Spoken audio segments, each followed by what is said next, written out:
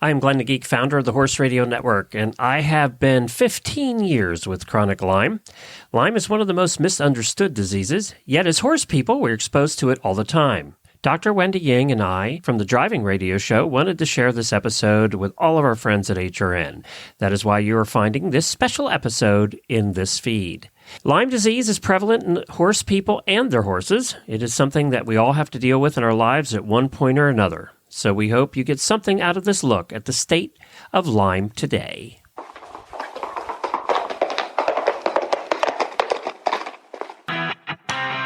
This is the Horse Radio Network. This is episode 315 of the Driving Radio Show on the Horse Radio Network. Please support our sponsors as they make this show possible. Our sponsors this week are Purina Animal Health and American Driving Society. Well, this week we are taking a special look. This is kind of a special episode for us here in the Driving Radio Show. It's all about Lyme disease. We're going to talk mostly about Lyme disease in people, but at the end, Dr. Wendy's going to talk about Lyme disease in horses. And what we're focusing on is what's changed in the last 5 years for people and horses that since the last time we did a Lyme disease episode on the Stable Scoop show. There's so much talk about Lyme disease in the horse world, and all horse people are exposed to it at some time or another, and we know all our horses are and our dogs are. So it's an important topic, and it's going to be a very serious show today. And of course, it's one that's very near and dear to my heart, being a 15-year chronic Lyme patient. So we're going to take a look at that today. We all know somebody with Lyme or has had it, or you've had it, or your horse has had it. So tune in today.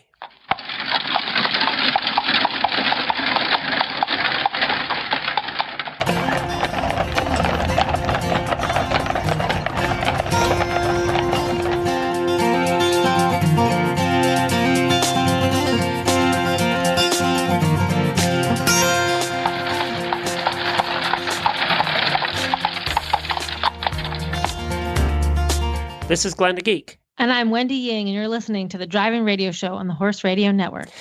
Well, we have an important show for you today, Wendy and I do, and it's been about 5 years since we did a serious episode on Lyme disease, and we did it over on the Stable Scoop show. It's still to this day one of our most downloaded episodes that we've ever done in the Horse Radio Network. And today we want to kind of get an update on what the changes have been in detection and treatment of Lyme disease, and basically how Lyme disease is being looked at as far as legislature is concerned and the CDC and the whole thing. Most of you know that I have had chronic Lyme for about 15 years now, and do have flare-ups occasionally and have to take off shows. I had one 2 weeks ago, and Jennifer had to fill in for me. So it's something that I've battled for a long time. And, you know, the CDC and the American Medical Association even deny that there is chronic Lyme, although more and more states are legislating the fact that there is, so they get the insurance companies to pay for it. So we're going to talk a lot about that too, and kind of get a general update. Why we're doing that about people is because Lyme disease is rampant in horse people, isn't it, Wendy? Yes, it is, because we're always outside with our animals, horses and dogs and cats. And since Lyme disease is spread by ticks, you know, one bite from a tick and you can be infected, and horse people also don't take care of themselves. So they might let it just go untreated for a while. And then you get to the point where you're like what you're at, Glenn, where the Lyme's organism is now like hidden inside your body from your immune system. Making you sicker and sicker. Yeah, exactly. Which they think it had been 2 years from the time I had the bites. We had ticks all the time, you know? Yeah, so you probably don't even remember being bitten. No. And, you know, back then it was early days of Lyme, just Lyme awareness even. It was just starting, and it was early days. And we think that I got it actually doing hay, because when you do fresh hay, we got ticks all the time. Because they're just baled with the hay, and they just hang out in there till you put the hay up, and then they're on you. So, I mean, we used to get ticks all the time. And, you know, I can't count the number of ticks we took off. And deer ticks, a lot of times we never even saw them. They, you know, they just fall off eventually. Because they're so tiny. And I think, and it was in Pennsylvania at the time, and central Pennsylvania was rampant with it. We didn't know a lot about it, but it was rampant with Right. it. And then I just got sicker and sicker and sicker, ended up in the hospital. There was one year I was in the hospital probably 10 times. One Gosh. time I lost complete use of the left side of my body. It went completely numb. Well, And that's why I think a lot of times Lyme's isn't diagnosed because people don't believe that it can cause those signs. Like they don't believe it can cause neurologic signs. But if it hides in the lining Yep. of your nerves And and your nerves are inflamed, then that's what's going to happen. And the problem with Lyme is it can manifest itself in about 1,000 different ways. And it mimics so many other diseases that's what happened to me. I ended up getting every test for everything ever thought about. I ended up going to every specialist. I did tests after test after test, and they couldn't nail down any one of those things. So they tested me for muscular dystrophy and all those different diseases that are neurological or not neurological, and back stuff. And, there would be times your joints would ache so bad. One of the common things that people have with Lyme is they're chronically fatigued. And of course, they come back with chronic fatigue syndrome, right? Well, which I think is sort of like you have irritable bowel syndrome. If they can't figure out what's wrong with your digestive system, they just call it that, right? So, what do they call it? A rule-out disease? Well, it's because we don't have a test for it. So if you rule out everything else, then that's what it is. Say, you've got chronic fatigue. Fibromyalgia was another one. That it's just a ton of different things they tested for. And finally, because I guess I got ruled out that it was Lyme disease because they couldn't come up with anything else at that point. And it just had all the symptoms. And, now years later, we're going to talk to Dorothy from the LymeDisease.org in a minute, but, I want to find out, back then the tests were totally unreliable. They still are not great, but they're getting better. But they were unreliable to the point where, it would miss most of the time. But when you were infected, they didn't even test people for Lyme disease. I finally made them do it. I think we've had a test for animals way longer than we've been testing people. I finally made them do it, but the test was so unreliable, it didn't matter. Because there were so many, what do they call it? There's so many different strains of this disease. Right. And there's so many different ticks and bugs and different forms of the disease that it hides pretty well too. And then, I guess it depends whether you're really flaring up, whether the test will be more accurate or not. It's still a mess. Well, that's another thing why I can't wait to talk to Dorothy today, because in animals, when we treat autoimmune diseases, because that's what this is, right? Yes, you're infected with Lyme disease, but if you have these flare-ups because of your immune system. Right. So if we don't treat your immune system, you will keep having flare-ups, because once you have it chronically, it's very difficult to get rid of. So I think people, to manage their own Lymes or to manage Lymes in their horses or dogs, they need to understand how the immune system works and understand how to keep that healthy. And for me, the biggest thing that helped me, with your help through the years too, is diet. I mean, that's the thing. I had to cut out all gluten and all sugar, and that really helped. I don't get near the severity of flare-ups that I did before. I used to be. But it's hard for doctors to prescribe diet when you're a regular. When you're not, because people don't want to hear that. There's no pill. They're like, "Where's my Lyme disease pill?" Right. And, there's a lot of people that have done antibiotics for a year intravenously. I did that. I did oral antibiotics for a year, 3 weeks on, 3 weeks off for a year. And all that managed to do was make my stomach a mess. Well, that's what they're really understanding now, and it's kind of getting more mainstream, is that your gut microflora is part of your immune system. So being on chronic antibiotics, while I can understand the theory of that, it attacks your gut microflora. So now it's decreasing your immune system, because it's like giving you leaky gut syndrome and all this stuff from your food and the environment's getting into your system and causing your immune system to crash or be overloaded. And actually, during that year was probably my worst. And I think so too. I was probably about 18 hours a day I slept. And when Wasn't that when we were in Kentucky? No, I was in Massachusetts then. and it was really, really bad up there. And then I was on the antibiotics, and I lost 60 pounds in a Oh my year. God. You And probably also had SADS because it's so cold up there. I never got to leave the house, so it really That didn't didn't matter. help. I didn't drive for a year because I couldn't focus. I couldn't. There was one point when I drove there, I was going to the grocery store, which was literally a mile away when we lived in Massachusetts, and I could not get home. I couldn't remember how to get home. Well, Uh, that's another thing about neurologic disease like this. People can't see it from the outside, right? right, If you had a limp, they could see you had a limp, right. but they can't see that you're having not, emotional issues, and also like you're confused. You can't think because this Lyme's is affecting your brain. Now, and so I think most of the audience, probably new listeners, don't know, but if my co-hosts are all really good about covering, like if I have a bad day when I'm on with Wendy, she'll just talk more, and I'll back off, and I'll talk less because sometimes I'll mix up my words and I'll put sentences in the wrong order, or I just can't think what to say. You just can't even think what to say. Right. Like 2 weeks ago when I took off the morning show, Jamie knows that, okay, it's a really bad day if I take off because I really haven't missed that many considering. Right. But I just can't do it because I can't think of questions. I can't think of answers. I can't think of anything. And in those days, I pretty much can't work. I just have to, you just lay around. Oh, you should rest. Yeah. That's the most important thing you can do to help your immune system is some days you need to rest. Well, let's do this. Let's get Dorothy on from LymeDisease.org, and let's find out what's new. Is there hope? Are we getting better? I know there's a lot more research being done now than there ever has in the past, and it's being taken more seriously than it ever has in the past. So let's find out what kind of progress we're making.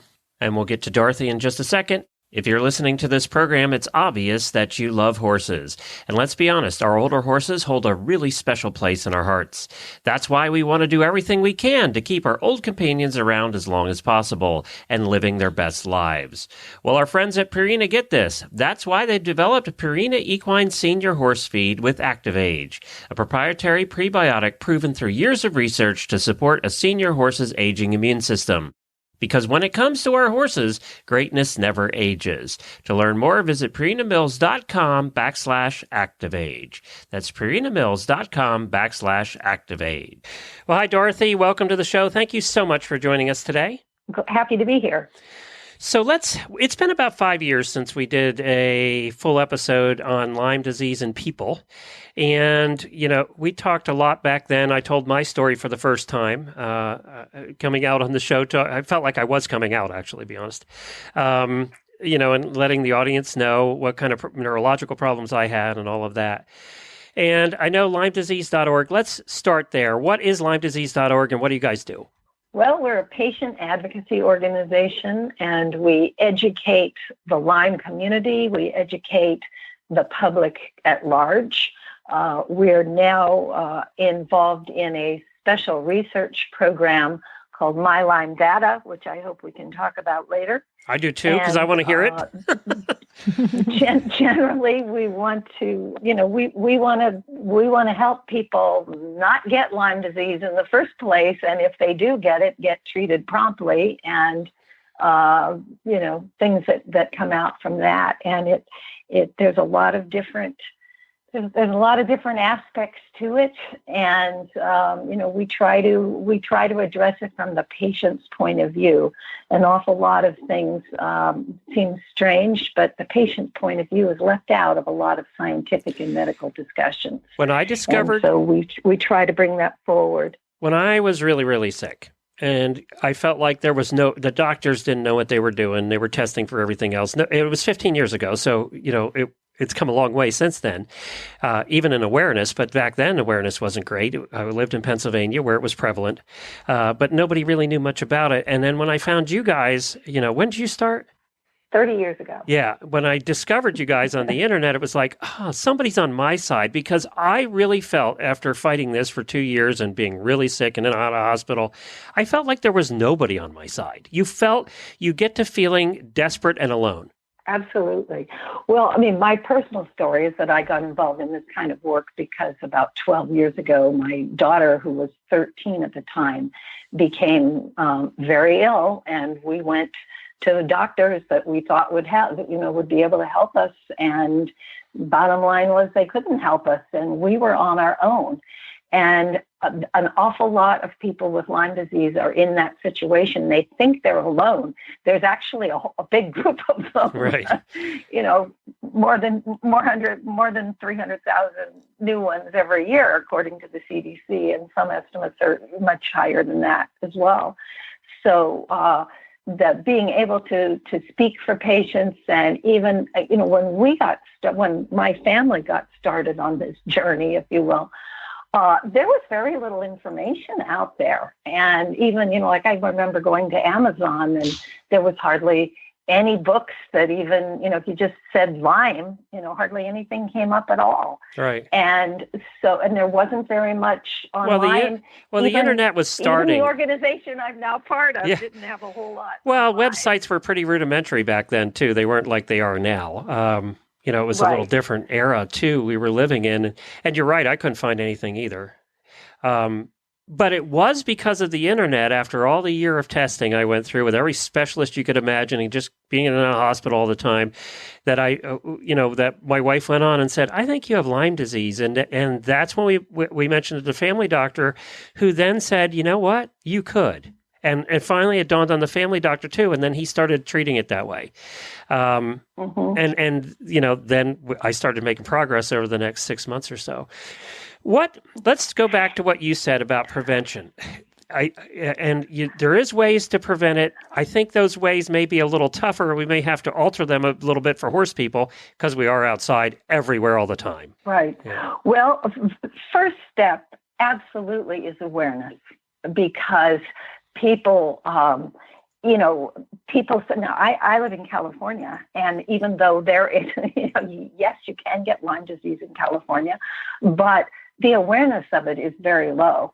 And often people will, get bitten by a tick and call the advice nurse of their health plan and be told, oh, you don't have to worry anything about it because there's no Lyme disease in California, which isn't true, but it is widely believed. And so awareness, and there's some states, there's people, Arkansas, according to the CDC, has no cases of Lyme disease. Unfortunately, there's a lot of people that actually have Lyme disease in Arkansas, but it gets very, it's very hard when you go to the doctor and they say, well, the CDC says there isn't any Lyme in Arkansas, so you can't have it. So just awareness on a personal level, awareness on a societal level, awareness on the medical establishment level. And, people travel.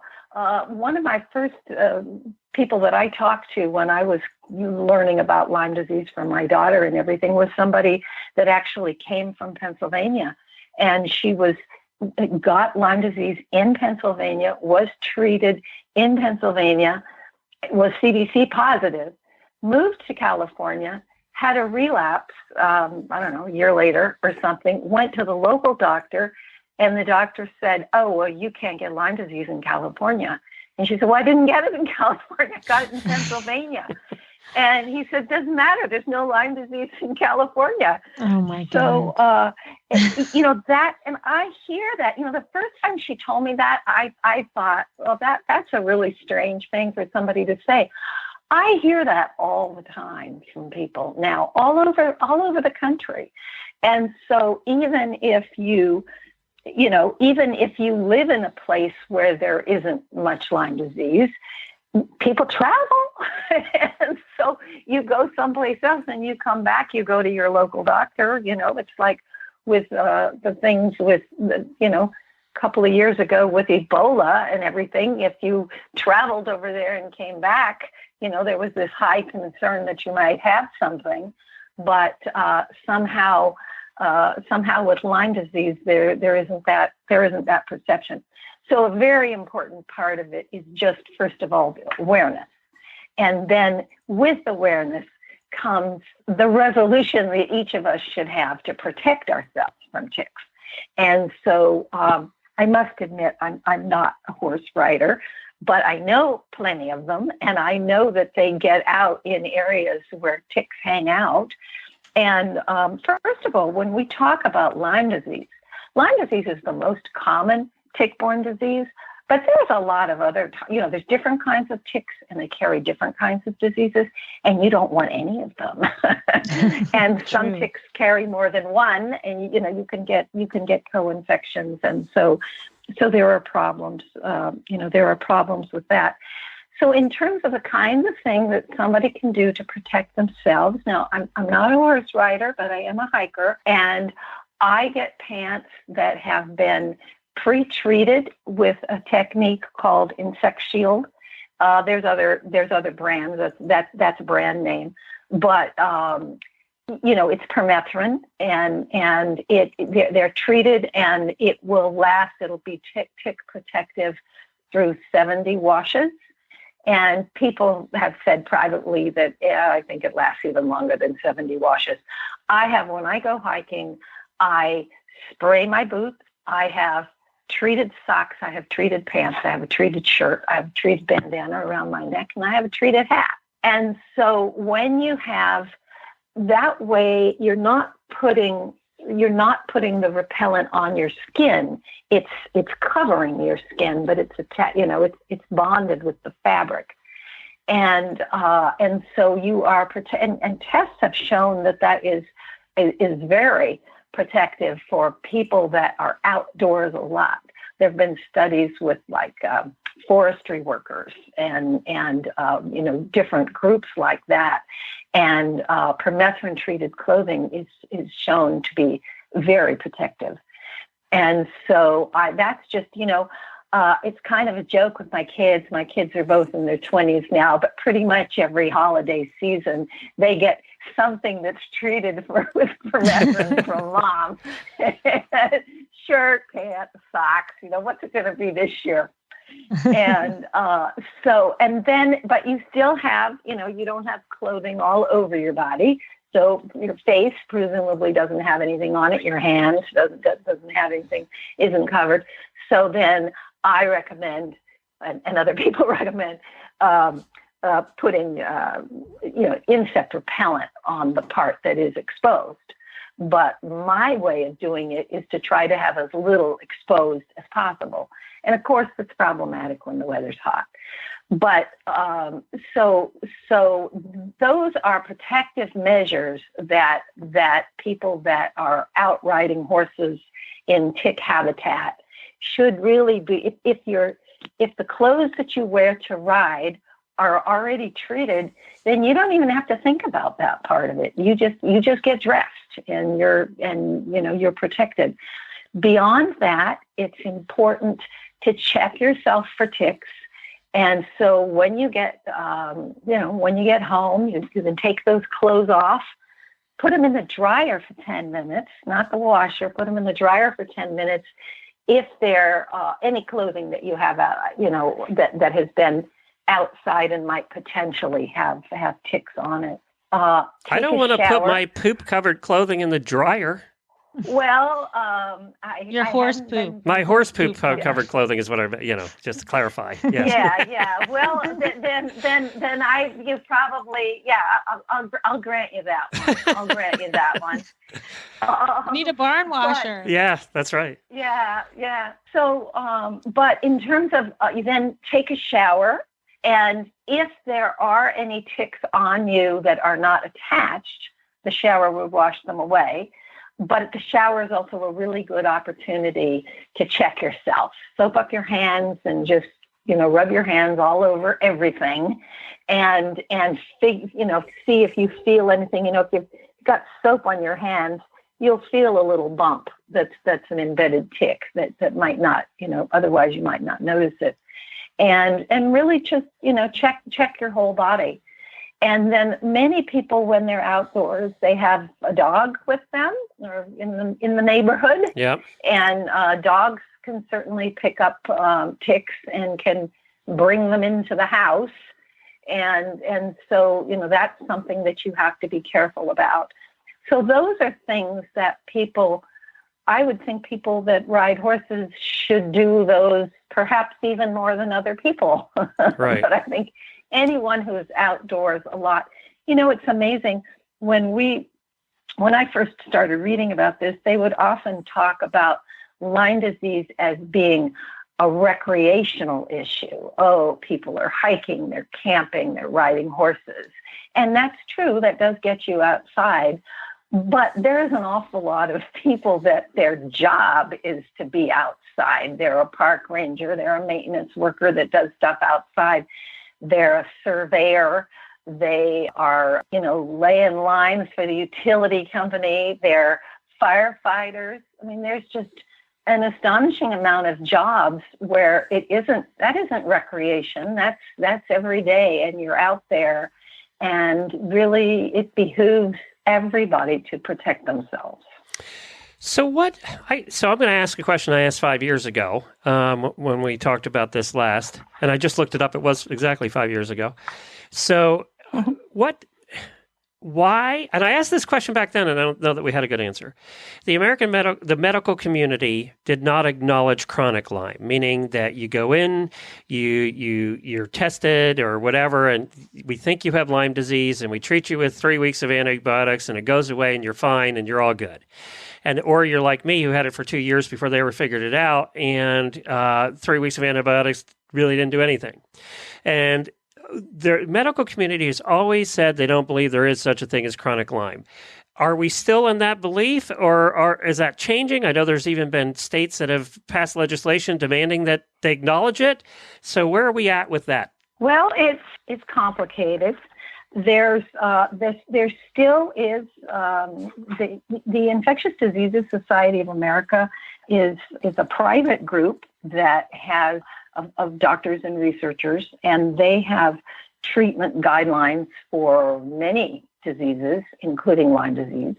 And part of that has always been for a variety of complex political reasons and people that have financial dealings and conflicts of interest.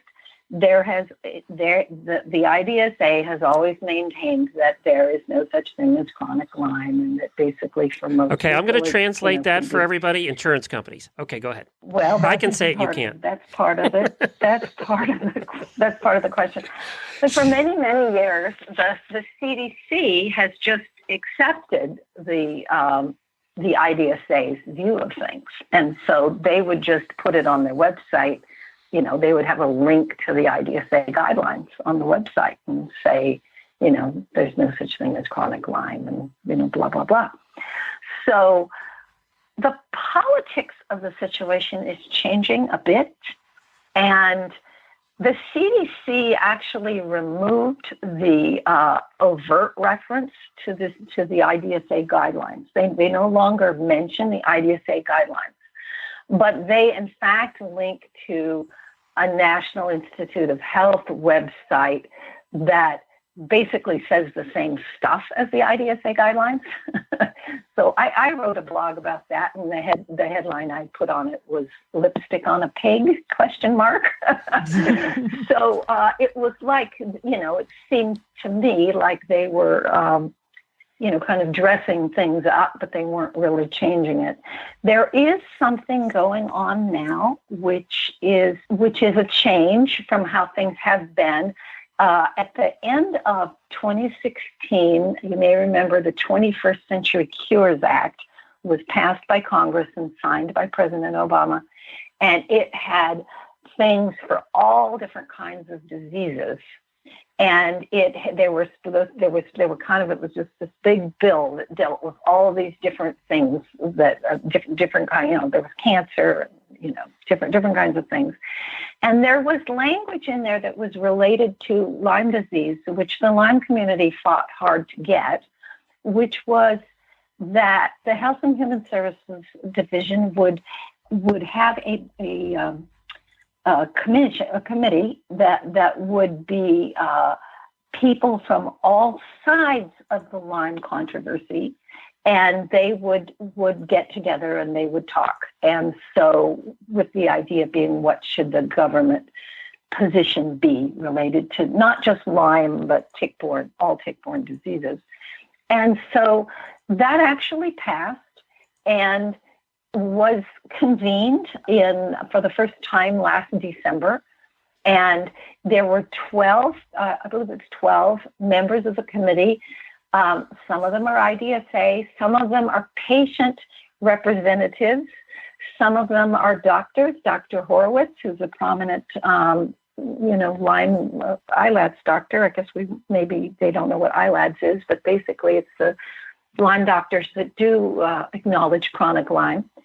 And so there's 12 members on that committee, and then they have subcommittees. I guess it's 14 members of the committee, and then there's 7 subcommittees, and then there's 2 members of the main committee are on each subcommittee, and then there's other people on the subcommittees from a variety of perspectives, including patient representatives. And this is the first time that there have ever been patient representatives, true patient representatives, on anything having to do with Lyme disease on the national level.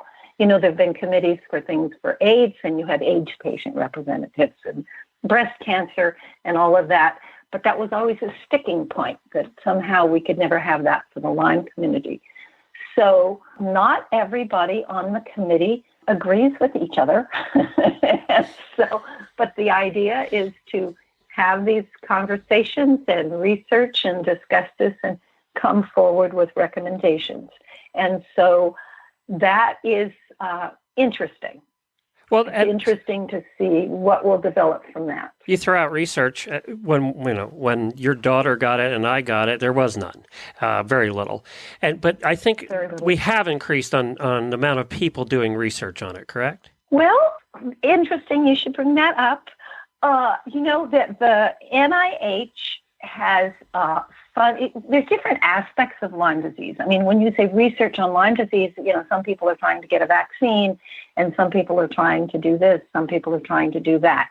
In terms of trying to get better treatments, figure out what works to help sick people feel better, there have been exactly 3 studies that were funded by the NIH, and the NIH is the major funder for this sort of thing. There have been 3 studies. The most recent one was more than 15 years ago, and the biggest study was 129 people.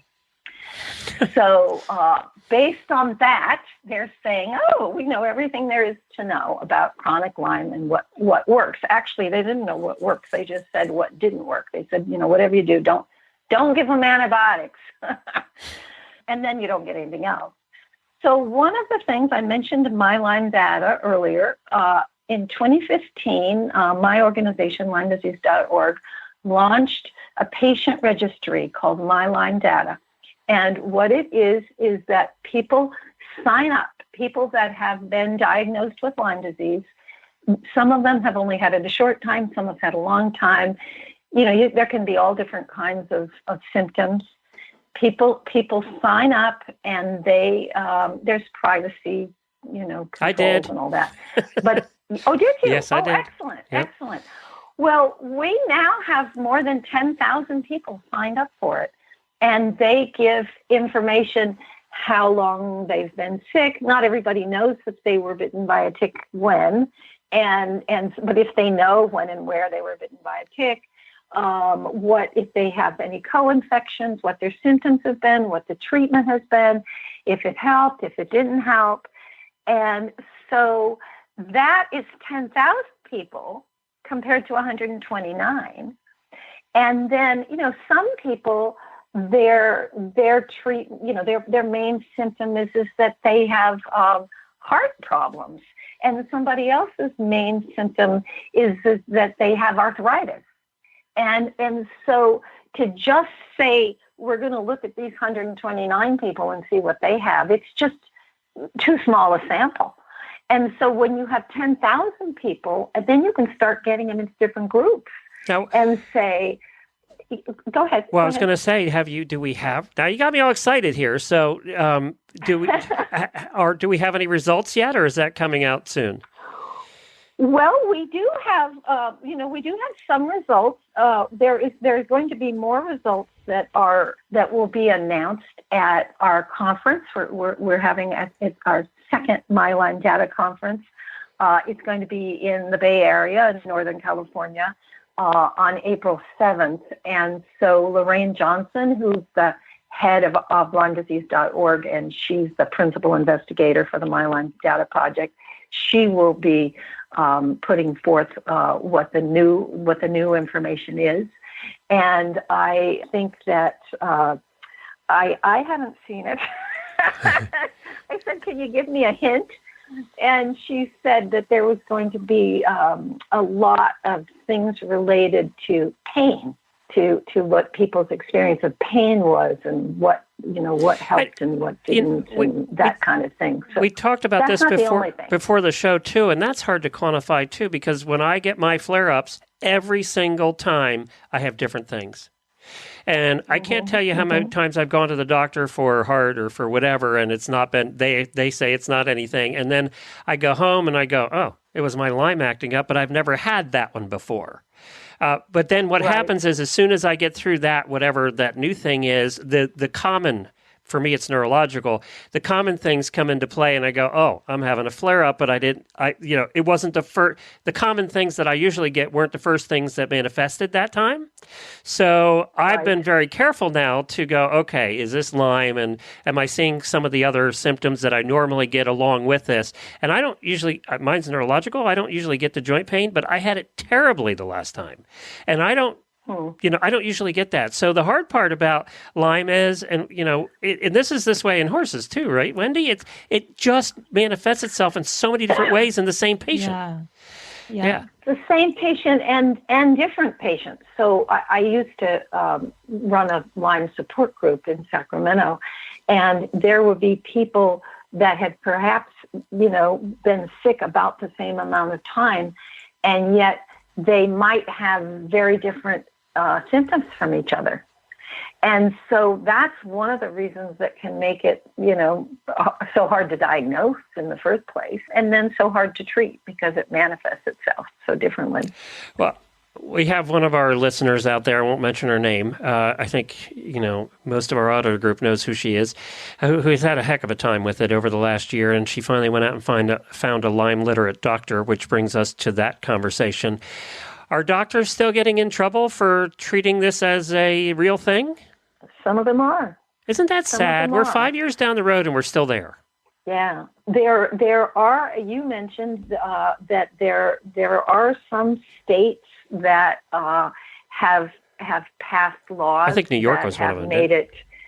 Yeah, I don't remember the states offhand, but there's a handful of them that have done doctor protection bills that supposedly that protects the doctors if they treat Lyme disease.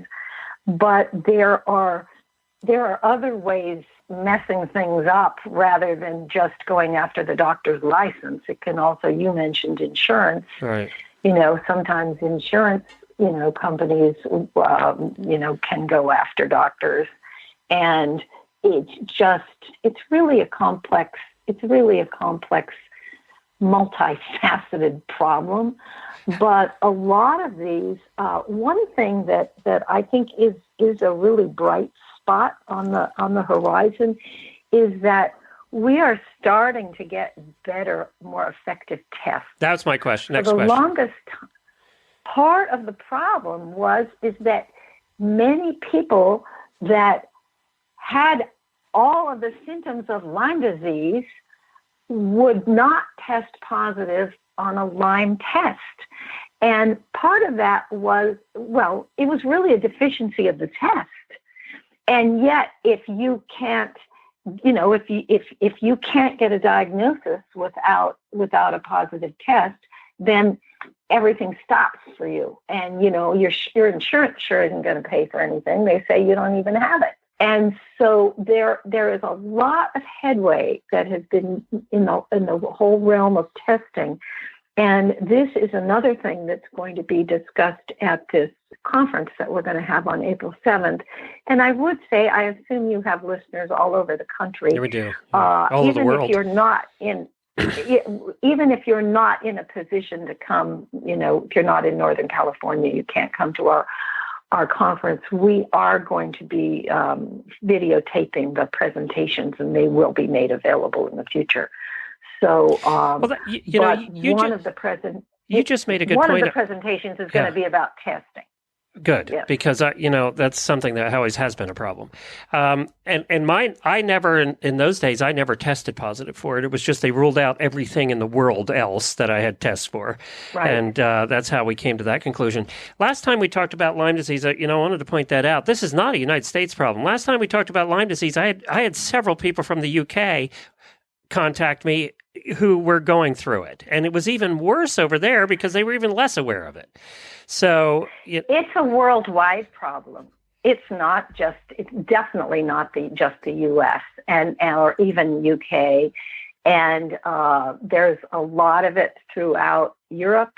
There's a lot of it in Australia. Australia has some special problems. It may not be precisely what we call Lyme disease. It might, they may have a little different variation of something.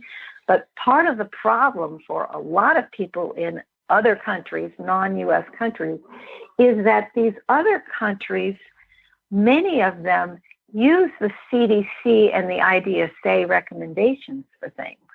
So people are told the same things as that they're told in the U.S. is that, you can't, there's no Lyme around here. You don't have it. You didn't, particularly if you test, you don't test positive on a test that's really a crummy test. And it's like, oops, you don't have it. Yeah. And so a lot of people in the UK, we hear from a lot of people in the UK, and there are advocacy organizations in the UK that are trying to help. There's groups in France, there's groups in Germany, there's Lyme, really all Lyme or other tick-borne diseases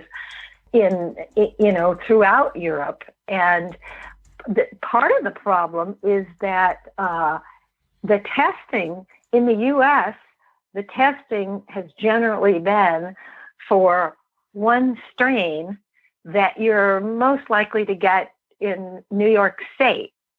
And so if you're in California or Arkansas or Florida, these other places, Florida, gee, you don't have it. Well, also what was happening, there were people that were going over to Europe and getting bitten by a European bug and coming back here, and the testing here wouldn't pick up European bugs.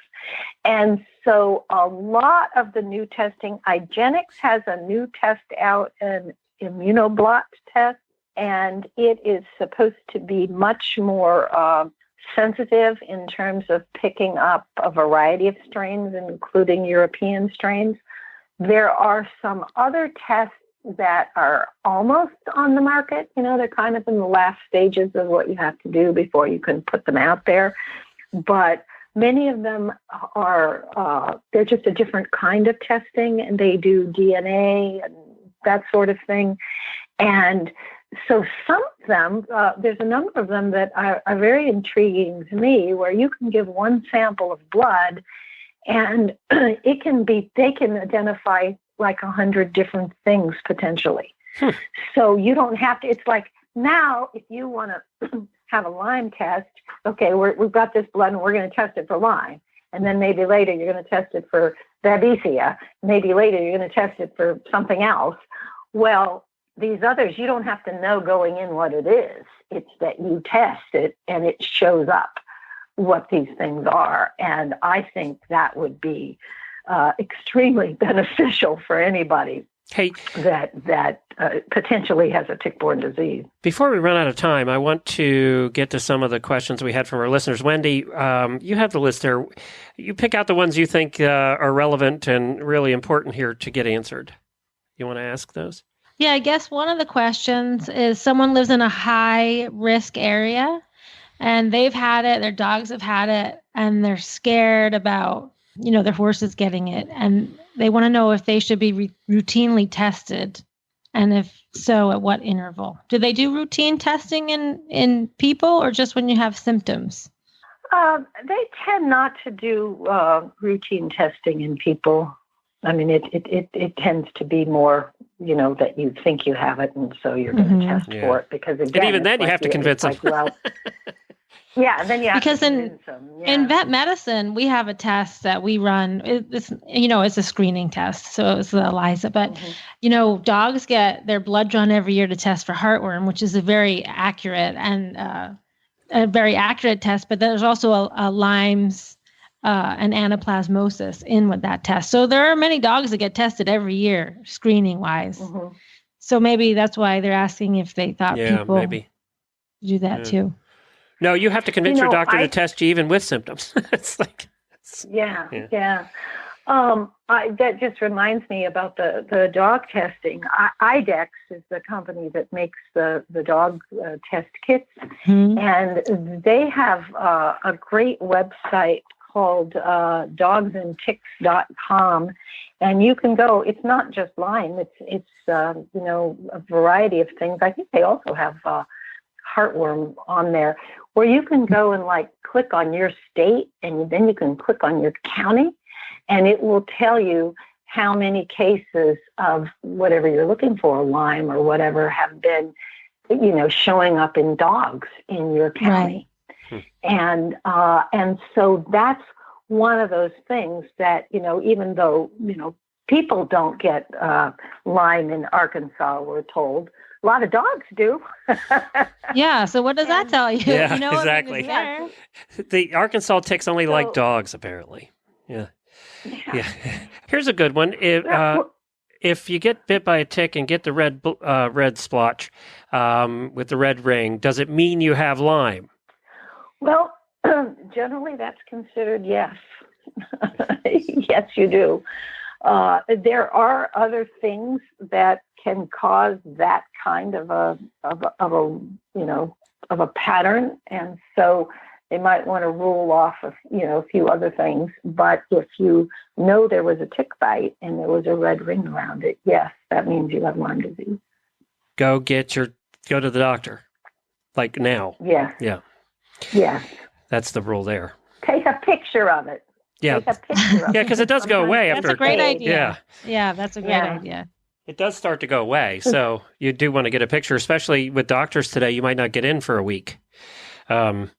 Yes. So definitely do that. Rosie asked a question, and she's been fighting this for a long time. And this is an interesting question. I don't know that we can answer.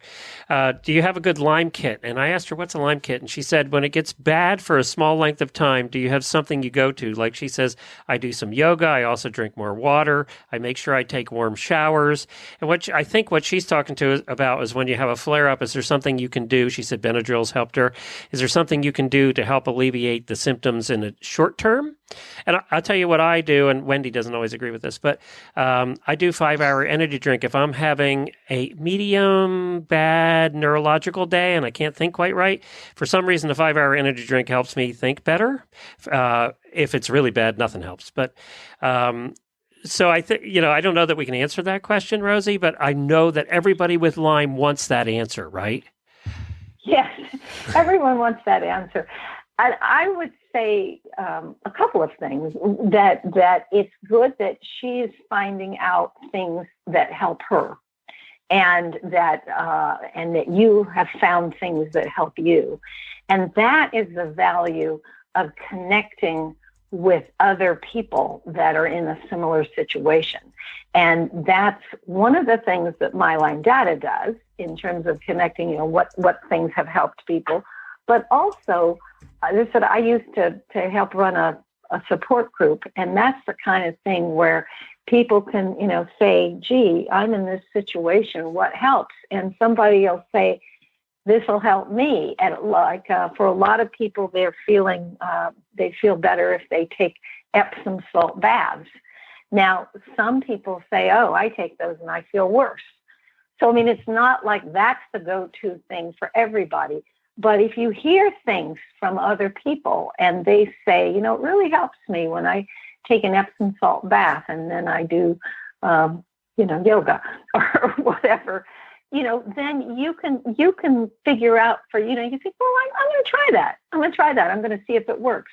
And even if you don't have a support group in close to you that you can go to, or sometimes even somebody has it close to them, but they just can't get out of the house. They're too sick. There are a lot of online support groups, and a lot of them on Facebook, and some of them are Yahoo and other things. Some of them are specific to a geographic area. The Sacramento group, I no longer facilitate it, but the group has continued, and they also have a Facebook group. And that's a way that somebody can say, hey, I've been having this issue, and somebody else say, well, this is what helped me. Somebody else said, oh, and I tried this. And somebody else said, oh, I tried that, and it was terrible. So you get that kind of feedback from other people. And that's, at this stage of the game, I've often said, Lyme is a real do-it-yourself kind of project. You have to figure out what helps you. You have to do your own research and find things that help. Something that I'm just throwing out there that I hear from a lot of people more and more, that various forms of medical marijuana help relieve. I have read a lot about that, actually. That is true. I've read a lot about that. And CBD oil is I haven't made tried from that marijuana. yet, Wendy. I have to go there. I have to try that next. Well, CBD oil doesn't have the hallucinogenic quality to it, which, some people don't want anything to do with that. And so I already feel like I have that. I don't have personal experience with it, but I've heard a lot of people, really a lot of people. In fact, I think the My Lyme data thing is going to include some feedback about medical marijuana this time at the conference. Well, Wendy, that leads us to you. Let's go to Wendy here because. Okay. Go ahead, Wendy. Just do you guys embrace any of the traditional Chinese medicine treatments like acupuncture, herbal formulas, or medical mushrooms? There are a lot of people that report good effects with that. We do not tell anybody what they ought to do for treatment. Mm-hmm. That's not what we do. We say, right. You've got to figure that out between you and your doctor. But mm-hmm. there are a lot of alternative treatments that people report on My Lyme data that they have found useful. And I have personally talked to people who have been helped by Chinese medicine, different aspects of it. A number of years ago, there was a doctor that came out with I'm sorry, I can't think of the name of the book, but it was like Chinese herbs for Lyme disease, or that was the thought, if that's not maybe mm-hmm. the exact title. And I know a lot of people who have found that to be very helpful. I get a lot of feedback from people that acupuncture helps. Again, it depends.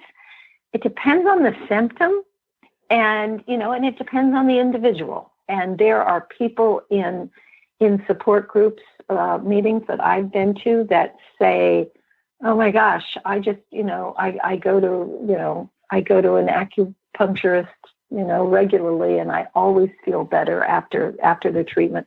There's other people that say they did it and, it didn't seem to help. And mm-hmm. I would say that's true of about everything I've ever heard of, including antibiotics. Somebody says it helps and somebody else says it doesn't. And part of it is that, the crazy thing about Lyme disease is that it can, as we said earlier, it can affect people in so many different ways. And so and there seem to be so many different strains and different co-infections and stuff. So, I've got to believe that has an effect on whether a certain thing is helpful or not. Depends on exactly what it is that's wrong. And what part of the body it's affecting. And that takes us full circle back to the first thing you said is this is all very complicated. So we have to cut off there. We're going to actually continue the conversation a little bit with Dr. Wendy on Lyme disease in horses, so hang around for that. But we wanted to thank Dorothy for spending so much time with us today. LymeDisease.org. I get your newsletter. Where can people get that? Go to the website, LymeDisease.org, and there's a little place that says sign up for our newsletter, and you put your email address in there, and then you're on the list. If you if you have Lyme disease, or if you know anybody that does, you should get the newsletter. I've gotten more good information out of that than almost anything I've ever done and research I've ever done with Lyme disease. I read it every time. So thank you so much for that. The website is full of information as well. Definitely take a look at that. Go into the research segment or any of the blog and all the different stuff that's on there. There's 1,000 different things on there, so definitely check that out as well. And the conference, if you're interested, is My Lyme Data 2018 conference in San Ramon, California, April the 7th, and there's information on LymeDisease.org. Thank you, Dorothy. Thank you very much. Appreciate it.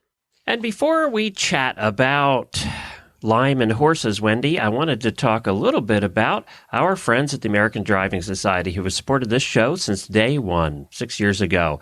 There's a ton of member benefits that you get by being a member of the American Driving Society. They include a subscription to the great magazine, The Whip, which features all the latest news and feature articles for the sport of carriage driving.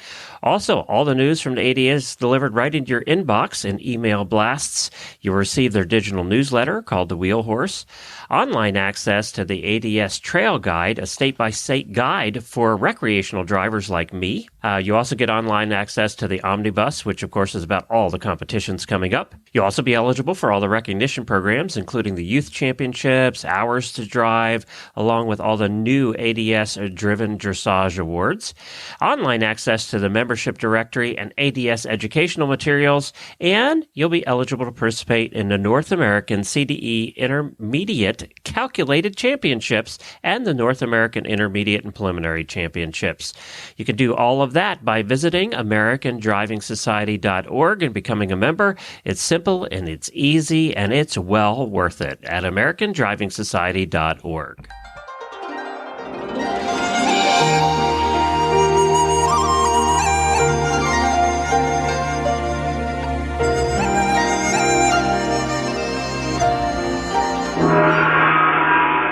I got to tell you, I don't know how I feel right now, to be honest with you, Wendy. I kind of feel like we've made a teeny weeny bit of progress, but we have all the same problems that we had 5 years ago.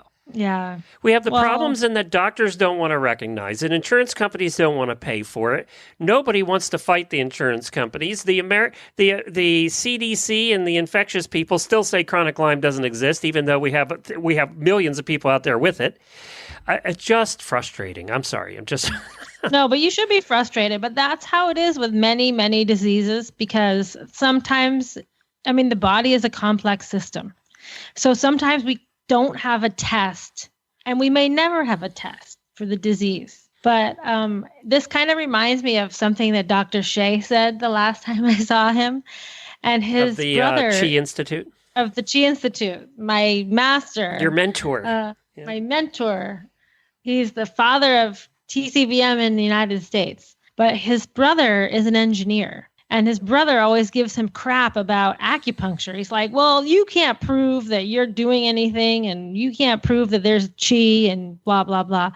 And Dr. Shea said to him, he said, I don't need to prove that there's chi. I'm a doctor. I am going to make my patients better. You're an engineer. You should come up with something to measure chi. That's not my job. And I thought that was a really great way to look at it. I am not, yes, it'd be nice if we had a diagnosis, but veterinarians don't make the tests. Scientists. You're not a research doctor. Yeah, right. Right. So I see the patient and I treat what I see. And maybe I have a diagnosis of Lyme. That would be great if we had a diagnosis for everything I treat, right? But like the number one thing that horse vets treat is ADR. You know what ADR is, Glenn? No. Attention deficit disorder? Right. No, ain't doing right. Oh. They call you and they go, well, doc, I don't know. He just ain't doing right. That's our number one call. Low-level performance issues. Right.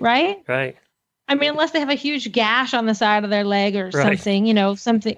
He isn't right. And I know the people listening here are saying the same thing. There are times when they lay awake at night because their horse isn't doing right, and we don't have a diagnosis. Well, you know what? When you're every person has gone through that with themselves. I'm just not right. Yeah. I just don't feel right. You don't know what you can't nail any one thing. You just don't feel right. Right. And so you know what you do a lot of times? You take the day off and you take a nap. You rest. Have some soup. maybe some vitamin C.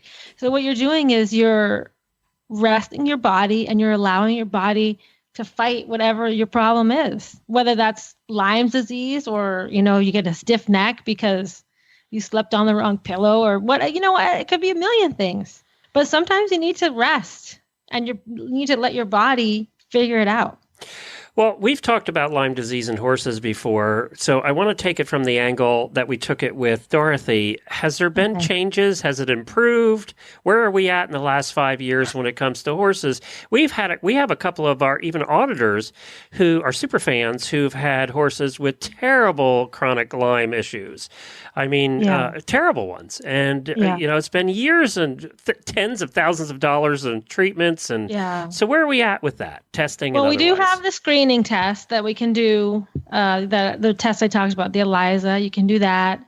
We have the test at Cornell that does the test, and you can tell if they've been vaccinated or if they're in acute stage or chronic stage. So that's the only real test we have for Lyme's now. So it's not much of a difference. One of the new interesting things about Lyme's disease coming forward in horses that we don't have in people is that many horses are infected with both Lyme's and EPM. So, EPM can act a lot like Lyme's in that lots of horses are infected with EPM, but only a few have symptoms of EPM, right? So why is this disease recrudescing? So maybe being infected with both Lyme's and EPM, maybe there's a lot of horses with EPM and then they get infected with Lyme's and then it makes their EPM recrudesce. So that's a new kind of interesting spin on Lyme's and EPM. Also, I know when I was living in Virginia, there were people that were sometimes vaccinating with the dog vaccine, which, there's two schools of thought about that. As some people, they want the horse to be protected. And I can totally understand that if you're in a high risk zone. But then there's some research that says that maybe if you're in a high risk area, you're infected with Lyme's and it's hiding, and then you vaccinate them, and then it causes the Lyme's to recrudesce. So in a lot of ways, cases like Lyme's disease, which I did have a horse before I did TCVM, my own horse had Lyme's, and I had to retire him from the Lyme's because I treated him, and he never got better. He was super sore, like just to have the harness on him, he couldn't pull the carriage anymore.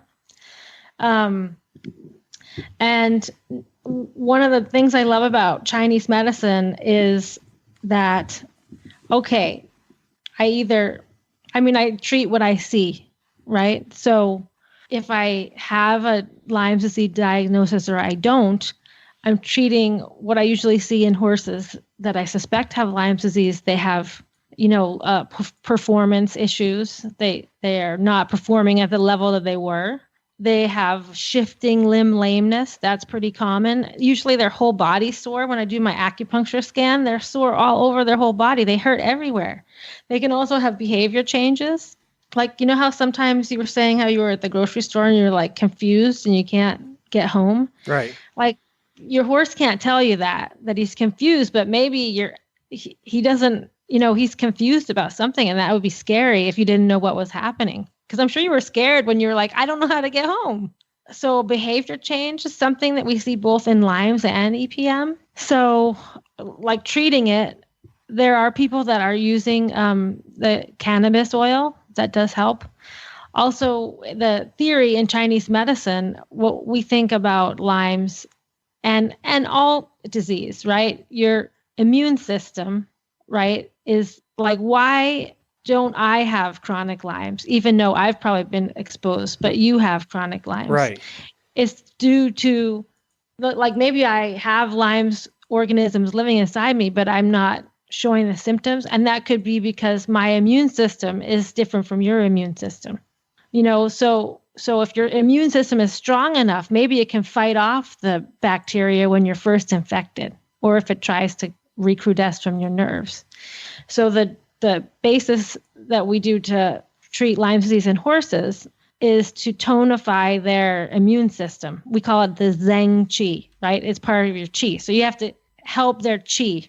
And then you have to get rid of the pain because you have lots of joint aches and pains, body pains, right? Mm-hmm. So we do that with, we do that with acupuncture and herbs. Sometimes I cannot needle horses with Lymes because they're too painful. So then I do laser, or you can do massage. But then we'll do herbal formulas. The herbal formula that Dr. Shea made specifically for Lyme's is actually really interesting. It's based on a formula they used in China when they had the SARS outbreak. Remember that the was SARS? big. Yeah. So it's an immune booster because the SARS was a virus. So you have to boost the immune system to kill a virus. And then the other part of the formula is a lot of the herbs that we use to treat arthritis. So we're treating the pain in the body, and then we're boosting the immune system. So you can also do that with food therapy, like a lot of what you're doing. So studies have shown that. And my dad was like huge about this. He was huge about vitamin C. Like whenever we were sick, we had to take tons of vitamin C. And he's like, Linus Pauling can't be wrong. Linus Pauling believes in vitamin C. So I'm like, well, Linus Pauling didn't get famous for his vitamin C work. But either way, my dad loved taking vitamin C. And vitamin C is great because it's an antioxidant, but also it isn't that what helps. They use in what's that's called? Vitamin C is what they use in all of those. You won't get the cold, chewables. That they sell millions of. Yeah. Yeah, exactly. So, like but huge vitamin quantities C, of it that will really mess up your stomach if you take it too many days in a row. Oh yeah, this is what my dad used to always say. Whenever we were starting to get sick, we had to take vitamin C until we got diarrhea, and then we could stop. There you go. but once again, he's not a doctor. He was an engineer. So I probably should have been listening to him. But the other good thing about vitamin C is it protects collagen. So it helps your joints. So that's why vitamin C is actually pretty good. And then there's all different kind of things you can do. Of course, omega-3 fatty acids. I say that all the time. You're probably sick of hearing me say that. But one of the things I really like to use in cases of like EPM, Lyme's, chronic disease is a medical mushroom powder. And a lot of my herbal formulas have mushroom powder in them, but medical mushroom powder is really easy to get at health food stores, or we have a guy at our local farmers market called the Fungi. I love his booth. And he makes a mushroom powder that you can just put in hot water and drink. Am I going to feel really good after this mushroom powder?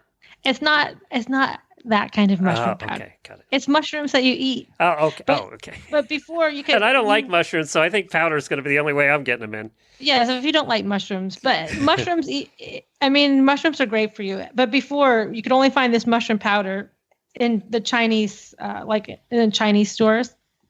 But now mushroom powder is like mainstream, and it's affordable, and it's a great way to boost your immune system. So let's try and bottom line it here a little bit. We have, if you have Lyme disease and you don't think you're getting better, obviously finding a Lyme literate doctor, which you can go to LymeDisease.org and find links for that too, or just search for Lyme literate doctor in your area.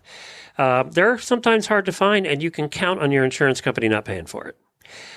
Which has been part of the big problem, is that this will cost people thousands of dollars a month in treatments. And, and a lot of these Lyme literate doctors will ask for an upfront and things like that, so people go untreated.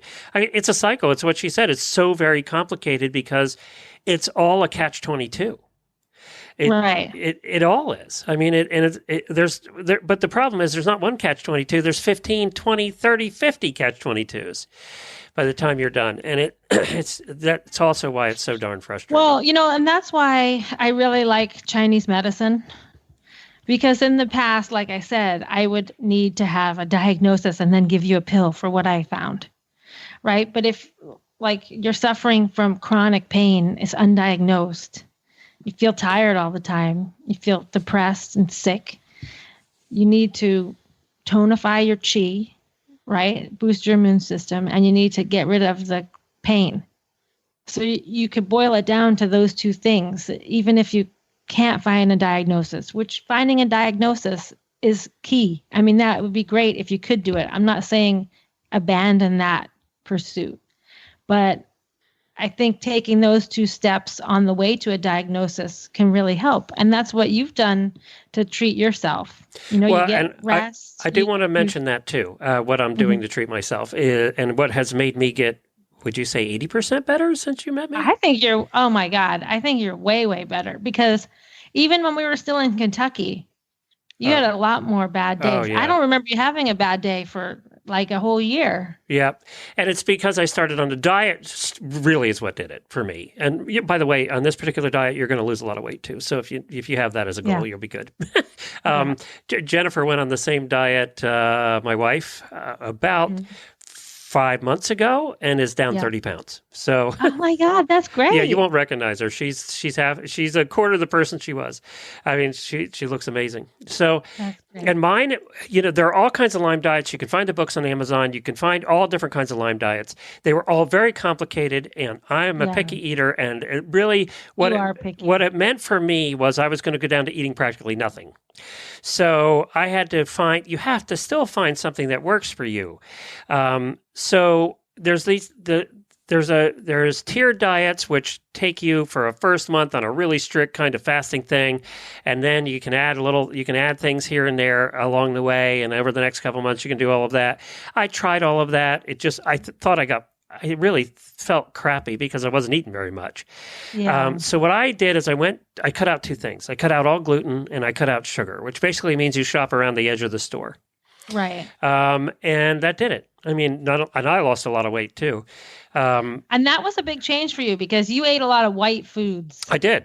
And my mom cooked a lot of white foods. So, for me, it was all of those things that moms cook. White foods are so delicious. Oh, they're good. And, I love sugar. I love cake is and ice cream are two of my favorite things in the whole world. Now, what I did too, and I will cheat once a week. So I'll have a little bowl of ice cream once a week or something like that. I'll have a piece of bread once a week. But if I do that too many days in a row, then I can feel it. I feel it immediately after that. We did a cruise and I cheated the whole time because I just couldn't help myself. And it's so difficult. I felt like crap for 2 weeks. And Jennifer warned me I was going to feel like crap, and I did. Yeah. But that could be, I think anybody that cuts out sugar and gluten and then goes and eats a whole week of sugar and gluten is going to feel like crap for 2 weeks. Yeah, you're going to totally feel like crap. So I don't know if that was a line. But also an easy way to boil your diet down now is that you not just cut out gluten and sugar, but you don't eat processed foods anymore. You make fresh foods. Right. And now I don't like a lot of vegetables, so I'm missing out on a lot of, and I mean, I don't like them to the point where I couldn't swallow them.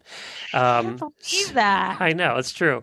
So for me, my vegetable diet is limited to like 5 or 6 things. What about cucumbers? I love cucumbers. I love cucumbers.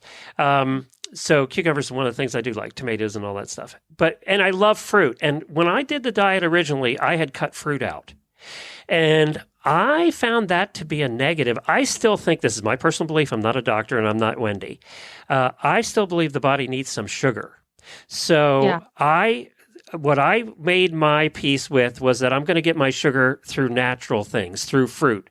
It's not processed, it's fruit. So I eat fruit now, and I think I feel better than I did when I wasn't eating fruit. I think that fruit's really important. In Chinese medicine, when we do food therapy, right? Sweet, that tastes sweet, is a qi tonic. So you have to have things that are, but it's talking about sweet as in sweet that's in the food, not like cane sugar. Right. And so that's the difference there. You cut out a lot of just like processed sugar, but you're getting sugar from, fruit, from strawberries, melons, grapes, whatever. So that can boost your chi. Just like, I used to give you crap about the 5-hour energy thing. You did. But I read it and it's not as bad as I thought. And it's not like I'm overdoing it. I'm doing it when I have a problem, right? So, but it's sweet, right? It tonifies your chi. So you can think about the 5 hour. I don't know about that, but you're heavily caffeinated for a while. For me, because it's neurological, I think it just helps my it's just the caffeine goes whoosh to your brain. I'm not anti-caffeine. No, I need you're 2 definitely not Starbucks in that. the morning before I get going. Hey, the other thing too is stevia. A lot of the research is showing that stevia might be one of the best things to fight Lyme disease. Oh, really? There's a lot of articles coming out now that you can read. Just look up stevia and Lyme. And I do use stevia some. You have to be careful with stevia. There's good ones and there's bad ones, and some of them are so bitter you don't want to eat them. But you have to sort of experiment. Agave is another thing that they're saying is not isn't good margaritas. Exactly is okay. Actually, it's so funny because because if you go off of sugar, you're eliminating most alcohol, right?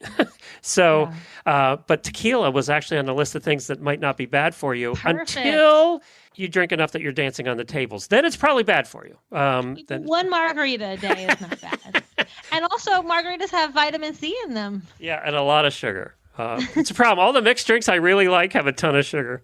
No, but if you get just a juice margarita, if you ask them for just the lime juice, you have lime juice, agave, and tequila. It's like the perfect lime cocktail. I do use agave quite a bit, and I haven't had a problem with that. I think from what I've read, the sugars are different in agave. I don't understand it, but because it's not processed. I think it's because it's just like I think agave is kind of like looks like an aloe. It does. They squeeze it out of there. Yep, it does. That's exactly what it looks like, actually. Well, I know this went a lot longer than we usually do, and it was a little more serious than we usually do, but it's important for a lot of us in the horse world and a lot of us personally and our horses and our dogs. So thank you, Dr. Wendy, for spending so much time on this. We really appreciate it, and thanks to Dorothy from LymeDisease.org. I'm going to put a link in the show notes to the previous episode that we did back in 2013, it was. Oh, my gosh. That was so long ago. On the Stable Scoop Show, we did that, and as I said, it was still one of the most tens and tens of thousands of downloads. So you can go back and take a listen, and what you're going to hear is not a lot's changed, unfortunately. Well, that's it for this week. Thank you so much for joining us on the Driving Radio Show. We are one of 17 different shows on the Horse Radio Network all about horses. You can find all of the different shows at horseradionetwork.com. Dr. Wendy, you can find her, and you have a store there and all kinds of things going on your website. Yeah, at drwendyying.com. That's drwendyying.com. And all of our show notes will be at drivingradioshow.com. Thank you so much for joining us, everybody. Keep the shiny side up. Which, for those of you that don't drive, means when you're driving a carriage and there's a horse out front and you're in the carriage, the shiny side of the carriage, the not dirty side, is on the top. So that's why she says keep the shiny side up, because if the shiny side's down, it's a bad day for everybody. Very bad. Very bad. You could say keep the dirty side down too, but it doesn't sound as pretty. No, but it's so negative. That's true.